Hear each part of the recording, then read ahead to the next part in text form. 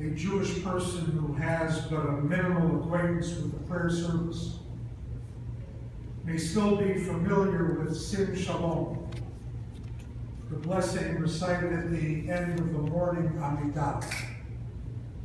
Sim Shalom Tova Uvracha, Chen V'Chesed V'Rachamim Aleinu, B'al Kol Yisrael. Grant peace and blessing, grace, mercy, and kindness to us and all Israel, your people.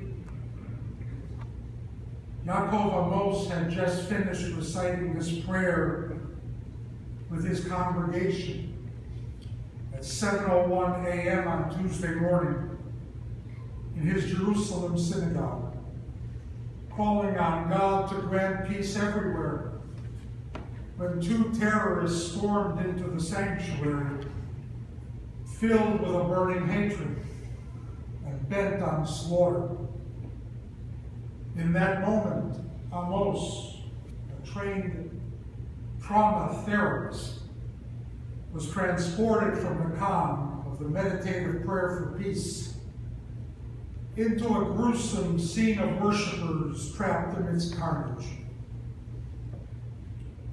The response from the Arab world was as predictable as it was inhuman, pouring into the streets in obscene jubilation, praising murderers as glorious heroes, sanctifying their weapons as sacred, and issuing calls for days of rage.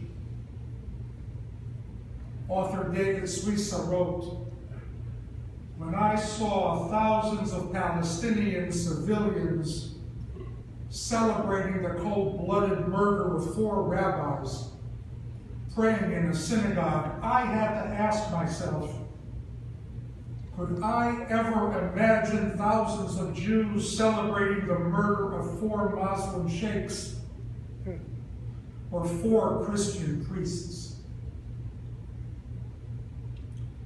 But when Jews die, it is time to dance and distribute candy." And the response from world leaders was predictable as well. Our own president led the chorus, conflating Palestinian and Israeli deaths, as though there is no aggressor and everyone is a victim. As Stephen Flatow, whose daughter Alyssa was murdered in the 1995 bus bombing, and the Palestinian terrorist group Islamic Jihad, wrote, "It was like putting Holocaust survivors and Holocaust deniers together in the same room and declaring that each side has an equally valid perspective." And the response from the world media was similarly predictable. One correspondent declared that all Israelis are logical targets for Palestinian aggression because every Israeli eventually serves in the military. Palestinians can conclude that all Israeli citizens are soldiers, thus offering the rationale for terror attacks against civilians. A headline in a widely respected newspaper read, "2 men kill 4 worshipers in an attack on a Jerusalem synagogue." From this, we have no idea of the assailants' identity beyond their gender, for any reference to the killers being Palestinian was removed with surgical precision. We live in a world of Orwellian doublespeak. Acts of terror are described as popular uprisings. Suicide bombers are freedom fighters. Terrorists are militants. And the defense of Israeli civilians as the cycle of violence and a disproportionate use of force. The West is craven, having lost all clarity and focus. Its policy, including that of the United States, is a Chamberlain-esque exhibition of weakness. The poet William Butler Yeats' words are utterly appropriate today. The best lack all conviction, while the worst are full of passionate intensity. A century ago, England's Foreign Secretary, Lord Arthur Balfour, expressed the hope that out of the vast territories bestowed upon the Arabs, they would not begrudge the Jews their little notch of a country. That hope was in vain. The warning of the prophet Jeremiah, issued 2,800 years ago in Jerusalem, echoes across the centuries. He said, "Do not go out into the country. Do not walk on the roads, for the sword of the enemy is there, and terror is on every side." Terrorists operate out of a unified ideology: hatred. Hatred for the free world and democratic values.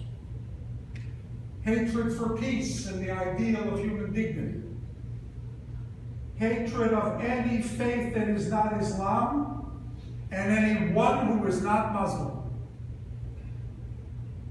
Islamists aim to finish the Holocaust they claim did not take place. They do not seek a state alongside Israel. They seek a state instead of Israel. Their terror is not the weapon of the weak against the strong. It is the weapon of the ruthless against the vulnerable. The Torah tells us of the tribe of Amalek that attacked the children of Israel as they traveled to the promised land. Amalek targeted the defenseless men, women, and children, the stragglers at the end of the march, and could well be identified as the world's first terrorist. The Torah tells us that the Lord will have war with Amalek throughout the generations. And so it is. Amalek does not disappear. He merely changes appearance. Now, from the remove of 10 time zones, it is not for me to offer Israel gratuitous advice. I only know that while it is a matter of debate whether a government owes its citizens a living, it is indisputable that a government owes its citizens life. Surely whatever response Israel makes will be in service to that responsibility. But if I were to yield to the temptation, I would suggest to Israel that for every terror attack, Israel should not only demolish the homes of the murderers, it should build 1,000 homes for Jews in Judea and Samaria.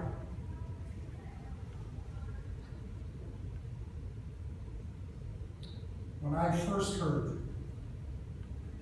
of those pious, gentle rabbis slain as they worshipped. A passage from a play I saw decades ago sprang to my mind. At the end of Arthur Miller's Incident at Vichy, a dramatization of French Jews and others arrested by the Gestapo, one character, the aristocrat von Berg, says, "I supported a small orchestra. When the Germans came into Austria, 3 of the players prepared to escape. I convinced them that no harm would come to them. I brought them to my castle. We all lived together. The oboist was 21. The heart stopped when he played certain notes.